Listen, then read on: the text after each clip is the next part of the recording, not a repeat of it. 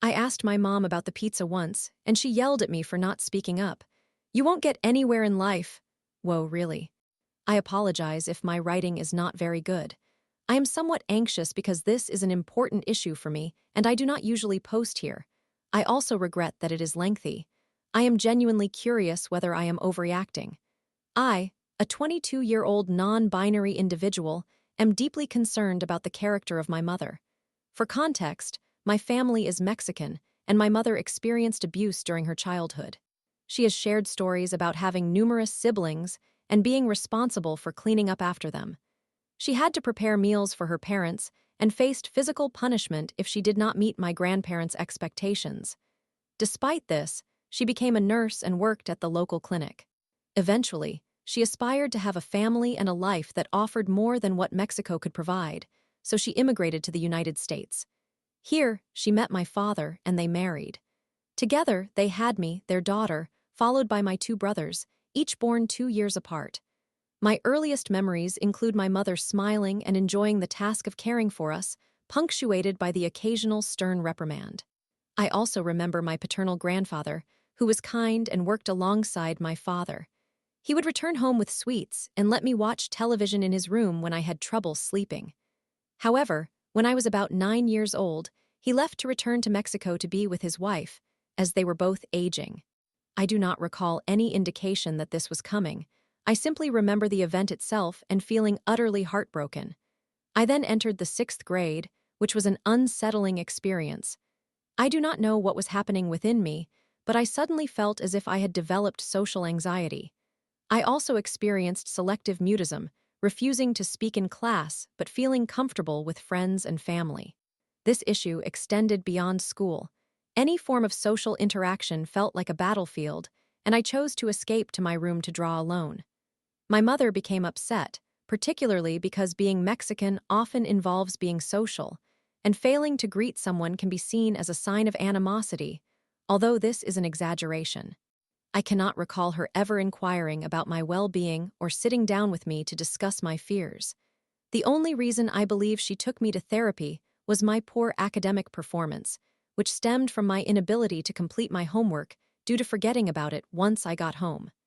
This revealed that I had ADHD, but I only learned about this last year. I felt socially awkward, unable to place an order at restaurants or react when a teacher called my name. Unfortunately, this was not the only challenge I faced. Around the ages of 12 to 14, I became anxious about death and felt lonely enough to create imaginary friends. I would often zone out and imagine my favorite anime and video game characters interacting with me and one another in real time. This was a conscious act rather than an involuntary one, so I know I am not schizophrenic. It provided a much-needed escape from my loneliness. Yet again, I do not recall my mother ever asking me about my feelings. While she would inquire about school, I rarely responded. I did not intend to recount my entire life story, so I will summarize some significant points in bullet form. One time, my mother picked me up after school and decided to order pizza. My mother, like the rest of my family, does not speak or understand English, so she called the pizza place and handed me the phone while driving. I was terrified and paralyzed with fear. I attempted to speak, but my words felt trapped. My mother became angry and shouted at me for not being able to communicate properly. I spent the remainder of the car ride in tears, feeling ashamed of my inability to express myself. In high school, my mother began working as a housekeeper, and she took me with her for various reasons. At home, I would merely sleep and eat while hiding in my room, avoiding social interaction. She interpreted this as laziness and wanted to expose me to real work. The houses were large, intended for vacation use, not daily living. My mother would spend nearly the entire day cleaning. When it was time to pick us up from school, rather than dropping us off at home, she would take us to help with her work. This was acceptable initially, but eventually, I was compelled to accompany her on weekends and during school breaks. If I expressed a desire not to go, she would label me as lazy and ungrateful. The long hours were stressful for me as a developing teenager, sometimes involving 12-hour cleaning shifts. It did not help my social anxiety, especially when guests would arrive early and I had to inform them that their accommodation was not yet ready. On one occasion, I found myself physically unable to get out of bed. I could not understand it. I simply lay there, unresponsive to my mother's calls to get up. Gradually, her anger grew, and she began banging on my door while preparing for work. All I could do was silently cry and remain motionless. This occurred multiple times during my time working with her. Typically, I would force myself to go with her despite feeling extremely anxious. But once, I decided to write a note in broken Spanish, as I was raised with English media and could only understand Spanish, explaining that I couldn't go due to being afraid of the people there and that I felt mentally and physically exhausted. This prompted her to forcibly open my door and drag me out by my hair. Feeling helpless, I sought some form of release and attempted to harm myself with scissors in the bathroom. My mother witnessed this and yelled at me again before leaving. Later that evening, she sat me down, explaining that I made her feel like a terrible parent. I had planned to attend a cosplay convention with a friend. The arrangement was for me to spend the night at her house beforehand so we could be prepared for the event the next day. I had already purchased my ticket, but forgot to mention it to my mother. When I did tell her the day before, she became furious, claiming, "Now that you're an adult, you think you can do whatever you want." I was 20 at the time. She wanted me to accompany her to work the next day to help out, as she was cleaning a large house. I chose to disregard her and packed my belongings as my friend arrived to pick me up. As I was leaving, my mother warned me to expect all my things outside. She insisted that if I truly wanted to be an adult, I could move out. I was so anxious that I ended up crying, which my friend found slightly irritating throughout the night. This was not an uncommon threat from her. She would frequently say that if I did not tidy my room, she would throw my belongings outside and set them on fire. At times, she would even say she would record the state of my room and post it on social media. On one occasion, she threatened to call the police to have me removed from the house, claiming that now that I was an adult, all she had to do was call law enforcement. My mother held a serious yet contradictory view of religion. She made efforts to bring us to church, but these attempts rarely succeeded. Instead, she often had my siblings and me pray with her and taught us how to use the rosary. I personally didn't care much for it, so I would often mess around and get scolded. However, there was one instance where I couldn't remain still, and she struck me with her rosary, leaving an imprint of its beads on my thigh. On another occasion, in response to something religion-related that I had done, I cannot recall the specifics, she forced me to sit in front of the Virgin Mary statue in our home and recite the entire rosary by myself before bed. The experience was so traumatic that I could not stop crying, particularly because I felt so vulnerable being made to sit there alone while she pulled my hair. Throughout my childhood, my mother utilized certain insults when addressing me, often calling me names such as witch, due to my long wild hair and penchant for wearing black. I regularly retreated to my room to avoid the world, wishing I could become a ghost to observe everyone without being seen. Whenever she had the opportunity, she would reprimand me for hiding in my room, saying hurtful things that deeply affected me during my teenage years. She foretold my future, stating that I would end up homeless, forced to sell my body for stability. Eventually, after I turned 18, she began to refer to me as a parasite, claiming I contributed nothing and simply consumed her resources eating, sleeping, and using the bathroom in her house that she financially supported. I did eventually secure a job, as she had wanted, but instead of receiving congratulations or any positive acknowledgement, I was merely told, "Do you really think that job will help you buy a home?" I struggle with laundry. It tends to pile up, and I feel incapacitated when it comes to washing my clothes. During high school, I would often go to school wearing pants that reeked of dampness and detergent because I would procrastinate doing my laundry until the last moment. Now that I'm an adult, I am attempting to address this issue. However, there was a long period when nearly all of my clothes were stacked in a corner of my room, which only intensified my depression. One day, I resolved to take action, organizing everything into garbage bags sorted by color. I had around 5 bags filled and felt incredibly proud of myself. I shared this with my mother, asking if she could take me to the laundromat. She entered my room and bluntly remarked, "Aren't you ashamed of living like this?" I felt utterly defeated. I managed to load my bags into her car, with my younger brother helping, and we headed to the laundromat. However, during the drive, she continued criticizing me, insisting that I should be ashamed for living as I did and claiming that only homeless individuals lived in such a manner, suggesting I must desire homelessness if I maintained my room like that. Eventually, she asked if I was embarrassed, and through tears, I admitted that I was. This caused her to laugh heartily, as though I had made the funniest joke. All I could do was cry even harder and push through the remainder of that day at the laundromat. In 2024, I misplaced my social security card, which is quite serious, I know. I felt too ashamed to tell my mother, so I confided in my father, who then informed her. She constantly criticizes me for lacking a driver's license, so this incident became just another point for her to criticize me. Eventually, she drove me to obtain an identification card. I gathered all the information I believed I needed, but when the clerk informed me that I was missing one document that needed to be mailed to me, I began to panic. I explained this to my mother, and she became enraged. We had visited the office several times before, and each time, it seemed I forgot something that was necessary but unknown to me, so this was the last straw.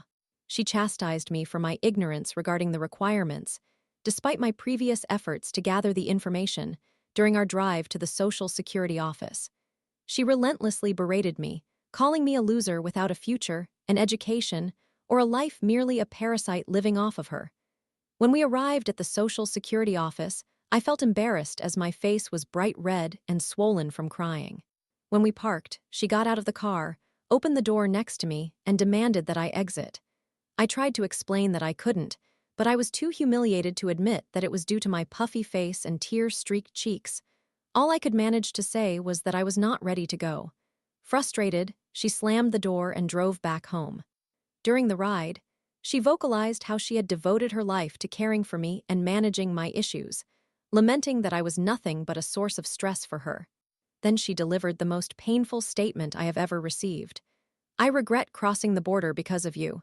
She expressed regret over the single most arduous and potentially life-threatening decision she had ever made, attributing it all to my existence and how I had turned out. Once home, I fell into a state akin to a zombie, alternating between heavy breaths and aimless wandering. Internally, I was in turmoil, contemplating burning all my belongings and fleeing. I regained my composure only after confiding in a friend, who reassured me that I was not at fault. The latest incident occurred when I spent several months holed up in my room, unable to summon the energy to clean the house. My mother had ingrained in me the importance of cleanliness, expecting me to manage the dishes, laundry, and occasionally clean the floors and bathrooms on days she worked. For some reason, I struggled to complete these tasks, leading to neglect throughout my life. Sometimes, certain responsibilities simply felt insurmountable, while at other times, I would forget altogether. When I fail to meet her expectations, she becomes angry, which I can understand. One day, I let the trash accumulate, being unaware of how it had built up because it was generally one of my brother's duties. My mother returned home with my youngest sibling after school, visibly upset. I remained in my room as she yelled for me, but for a moment, I felt paralyzed. Eventually, I decided it was not worth ignoring her, so I opened the door, only to find that she had already used a knife to pry it open. She seized me by the hair and dragged me to the kitchen, berating me for not contributing despite her hard work, pointing out the overflowing trash. I shouted at her to let go, and she slapped me. Although this was not the first time she had done this, it surprised me. More shouting ensued, with her hand raised as if to strike me again. She insisted she worked hard to keep the house clean while I did nothing but stayed in my room. I calmly gathered the trash and took it out. When I returned, I found my brother attempting to console my mother, who was crying. I retreated to my room and cried alone, only to seek solace by texting my girlfriend. She helped calm me down as I browsed for apartments to escape and even considered selling my clothing for some extra funds. Once more, I apologize for the length of this entry. These are only a fraction of the many negative experiences I have had with my mother. I have spent my life believing that my existence must somehow be a curse if it causes her such distress. I feel an immense sense of guilt whenever I upset anyone or fail to meet their expectations. I'm attempting to break free from my tendencies to please others, but it is difficult. Sometimes, I feel as if two individuals are trapped within me when insisting that I have done nothing wrong, while a more dominating voice accuses me of being an abominable person. I want my mother to have happiness as she migrated to this country in search of a better life. When I glance at my baby photos, she radiates genuine joy. I do not understand why I have turned out this way. At times, I convince myself that things would have been better if I had never been born. Perhaps if my mother remained in Mexico, she could have led a happier life, and I would have been a better child. I acknowledge that my depressive behaviors are detrimental to my brother as well. He ends up taking on the household chores in addition to his school responsibilities, and I feel guilty for that. Recently, my mother and I have maintained a favorable relationship, but I cannot deny that this has only occurred because I have resumed cleaning. It seems logical to me that she would not be displeased as long as I keep the house in order. However, if my value hinges solely on this contribution, what does that indicate about how she perceives me? Am I only valuable if I meet her needs? In periods where I do not offer anything, I am labeled as a parasite, witch, loser, or future homeless person. Yet during times when I do contribute, my existence feels somewhat accepted. Am I permitted to simply exist when I do not provide anything? I am uncertain. Genuinely, I do not know. I am aware that my mother is clearly discontent with our current circumstances. We struggle to afford decent things, bills sometimes accumulate, and despite my cleaning efforts, the house remains a mess. I do not mean a hoarder's house. Rather, the walls are dirty and there are holes in the floor. In my mother's room, the area between the walls and floor is collapsing, exposing the ground beneath our house. Some electrical outlets in our residence do not function. I cannot use the heater, water heater, or microwave simultaneously, especially on cold days. If I do, the power in the kitchen cuts out, forcing me to wait before plugging things back in. There are also holes in the walls, revealing a hollow interior. Fortunately, we have a reasonably large front and backyard, but that is about it. My mother is unhappy, and if I discuss anything negative regarding our home, she becomes emotional. She is also displeased with her weight. Though she is not necessarily overweight, when I started to gain some pounds, she would comment on it, saying certain outfits would not look good on me and advising me to be cautious about my diet. While I consider this a minor issue, I experienced embarrassment over my appearance for a time. Presently, however, I feel better since I got a haircut that I believe enhances my look, though I still find myself pulling at the extra skin beneath my chin. My girlfriend is the most wonderful person I know. I adore her deeply, and she has been incredibly kind, cooking delicious meals for me. She is beautiful, and I would give anything for her. However, she harbors strong negative feelings toward my mother. While I do not view this negatively, nor will I ever end our relationship over her opinion, I find myself channeling the anger I feel towards my mother through her. My girlfriend consistently reassures me that I am not to blame for various issues and that I am deserving of love and acceptance, regardless of my contributions. Nonetheless, I often slip back into the mindset of, but she is my mother. I feel guilty for thinking this way because I recognize how hard my girlfriend tries to help me, yet it seems to be a thought I cannot escape. If I distance myself from my mother, does that make me a bad person? Am I discarding the individual who provided me with life, sustenance, and a home? I recall when I experienced severe menstrual cramps and turned to her for support. There were instances when I ran away, and upon returning, she comforted me about my difficulties. While there have been positive moments, they are outweighed by the negative experiences, which saddens me. In summary, my mother has labeled me as a parasite and a loser, directing hurtful words at me far more often than offering reassurance or compliments. But did I provoke these feelings in her? Am I the source of her unhappiness? Story 2. I told my roommate she needed to move out due to unpaid rent and skyrocketing bills. Her response, "Why do I have to leave?" Flushed face. Super long read sorry. Summary: I, 22 years old, female, have shared an apartment with my roommate, 20 years old, female, for a year. A few months back, she began experiencing financial difficulties and fell behind on rent and bills, yet still managed to spend money on takeout and other non-essential items. I covered her expenses several times, but she did not take steps to improve her situation until I confronted her. Additionally, she was careless with utility usage, resulting in exorbitantly high electricity bills for which I am not responsible after several warnings, and the fact that I sleep at my boyfriend's place. After months of excuses and late payments, I informed her that this was not a manageable arrangement and that she would need to move out when the lease expired. Initially, she agreed but later attempted to make me feel guilty, claiming she had nowhere else to go. When I maintained my position, she expressed confusion as to why she should be the one to leave. I feel guilty because she is facing hardships, but I do not believe I should have to live with someone who cannot pay rent and refuses to accept responsibility. Am I the antagonist for telling her she needs to leave? The full story: I, 22 years old, female, have been residing in a charming 2-bedroom house with a large basement for nearly 3 years. For the past year, I have lived with the younger sister of one of my former roommates, 20 years old, female, I will call her Ally.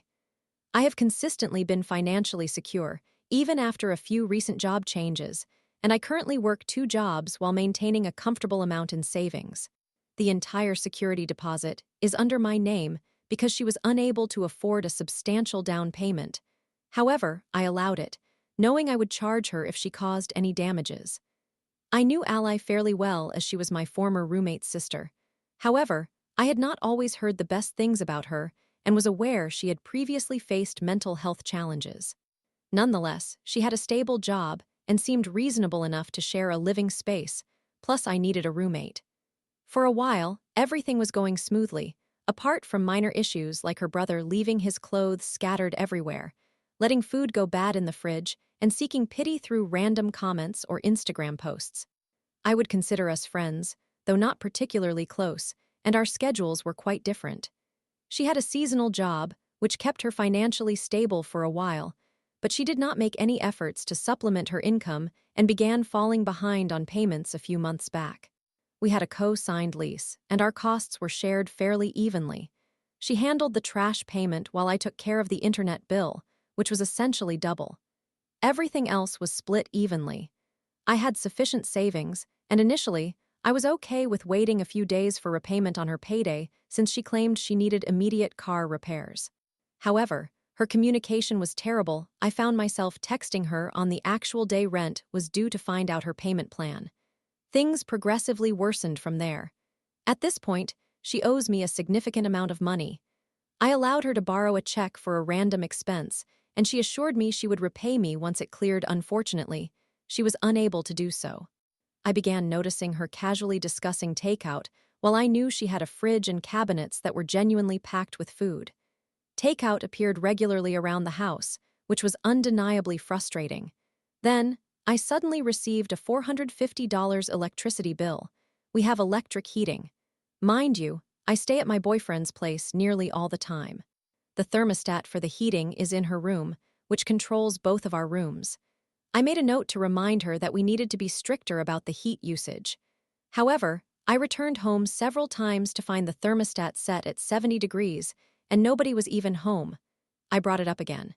A week or so later, she had the audacity to text me saying, "Hey, when it's literally 15 degrees outside, we probably shouldn't keep the heat at only 60, our pipes could freeze." I came home to a freezing house. To which I politely responded that our lease stated a minimum of 55 degrees, and it did not need to exceed 60, especially when nobody is home. I added a side note asking when she planned to repay me. Instead of addressing her obligations, she shifted the focus to her own difficulties, made excuses, and offered me a vague apology about how she paid her mother for her car before paying rent. Wonderful. Surprise, the next electricity bill totals $613. By this time, I was extremely irritated. She felt entitled to waste more of my money to avoid being cold, yet couldn't manage to pay me for rent.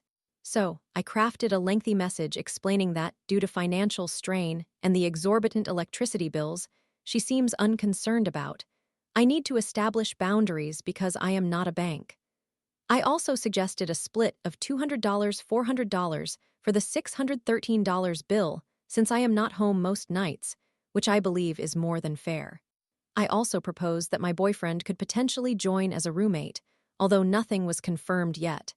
I explained that we couldn't rely on him to fix our situation, and it would be unfair to pressure him into it. I communicated all of this respectfully and as compassionately as I could. She took a while to respond, but eventually acknowledged her struggles and asked if my boyfriend or someone else could take her place, which honestly shocked me.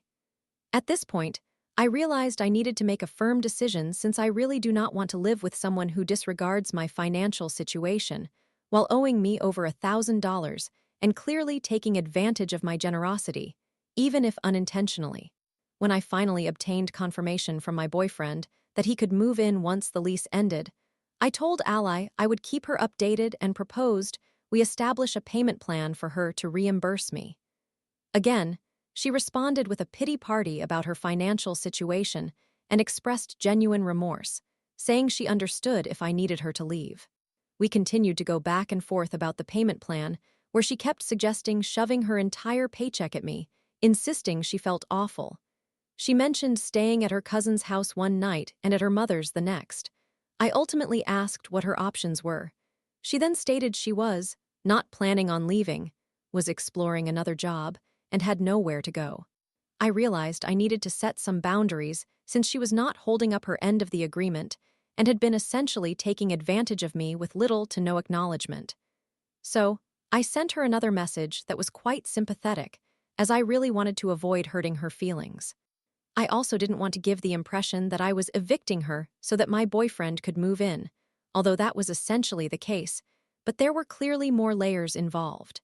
I forgot to mention that when I first held her accountable in my initial message, I suggested discussing it in person to avoid miscommunication over text, but she insisted she was too anxious for that and wanted to take time to formulate her responses, which I respected. I sought advice from family and friends on how to handle the situation because I felt genuinely guilty about making her uncomfortable. I aimed to be as respectful as possible in my messages, as I struggle with confrontation and despise the thought of ruining someone's life. What bothers me most is that she only began seeking additional income after I called her out on how she exploited my kindness. Why didn't she consider this when she first began struggling to pay rent? Things continued to escalate. In my message, I expressed that I knew this was challenging and that, while I was not trying to make her life more difficult, it would be best if we went our separate ways when the lease concluded, emphasizing that this arrangement was unsustainable for me. I acknowledged her efforts, but offered to assist her in planning her next steps and articulated everything as nicely as possible. She responded with confusion and asked if I was leaving too, requiring me to clarify that I would manage to make ends meet and that I would figure it out because my boyfriend moving in was still uncertain, which was a small white lie. The next day, she texted me that she was sick and would be home from work, which explained her absence. Our next in-person interaction was a brief discussion regarding her misdiagnosis, without mentioning our ongoing situation. The following day, she inundated me with excuses for why she had nowhere to go her grandmother did not want her to move back in. This was not surprising, as she had shared that she lived with her during high school and had experienced numerous altercations leading to her being kicked out, and she stated she understood that. Additionally, she indicated that her friends were not ready to jeopardize their living situations, that she could not afford to live alone, and that moving in with her mother did not make sense, given that she lived 45 minutes away, insisting that her entire life was in this town. On top of that, she suggested perhaps taking the basement while my boyfriend and I would occupy the upstairs. I honestly didn't know how to respond. I was already grappling with the challenge of being direct with her, especially considering she had said numerous times that she understood if she had to leave. Now, she was placing her burdens on me while practically ignoring her accountability. So I realized I needed to respond firmly. I reiterated my previous points. This arrangement is not working. My boyfriend cannot be her fallback plan. I am trying to be as accommodating as possible, and I reminded her that I was granting a rational time frame, 3.5 months, for her to sort this out. Her response was, "I just don't understand why I have to be the one to leave because things aren't working out for you. That doesn't make any sense to me, but okay." I was genuinely taken aback. I took some time to cool down, collect my thoughts, as she was clearly trying to manipulate the conversation. In a respectful manner, I replied, "I am genuinely trying to be as understanding as possible. I have shown considerable patience with your financial difficulties, Yet I feel that you are not respecting that. This is a shared living situation, and your side is not holding up. This is understandably frustrating for you, but my decision is final. I wanted to be upfront so you have time to make arrangements, and I truly hope you are able to find a solution that works for you. In turn, she texted back. I am. I understand it might not seem like it, but I am. I don't get paid weekly, and I don't earn income from 2 jobs either. I'm doing the best I can with what I have. I don't have much. Okay? How is any of that my problem? She practically implied she was a victim just because I work 2 jobs and she claimed she couldn't. I simply replied, I understand, but that just indicates you are unable to afford living here, which is unfair in a shared living arrangement. She has not replied since then. I truly had no intention of hurting her in any way. However, I am considering buying this house in the future, and I cannot afford to partner with a roommate who cannot pay their bills, let alone handle their responsibilities. Wish me luck with what comes next. Am I the antagonist for asking her to leave? Bonus twist in my initial message, on the same day I reached out, I checked the thermostat in her room before departing for work and discovered my brand of deodorant there with possibly a swipe missing. I took pictures as evidence. In that same message, I mentioned my discovery, stating I did not want to accuse her, but found it suspicious since I was also missing one from my storage. I added that I would have gladly provided it if she had simply asked instead of taking it. She has yet to address this matter, and I still haven't seen it again.